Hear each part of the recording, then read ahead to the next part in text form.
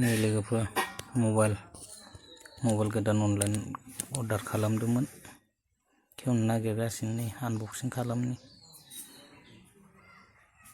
नाथिं mobile 19,100 लादो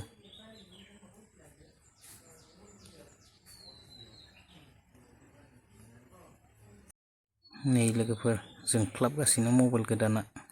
बा नै एजेन्टआ फटक थिखांदों बिदि लोगोसे चार्जार दं नै लोगोफोर नै नाथिं मबाइला बेक साइडनि इयो नै जाबाय फ्रन्ट साइड सिम सोआबा गेवलाया सिम सोखांनायनि उनावसो अपेन जायो नाथिं नै लोगोफोर हेलौ लेखा एसे नाथाय नोङो थुबाथाय नै इयाव मा खिथि इनसार्ट ए भेलिड इन्डिया सिम कार्ड होननानै सिम कार्ड सोआगौ मानि गेवा बेनो जाबाय मा नाथिं मबाइल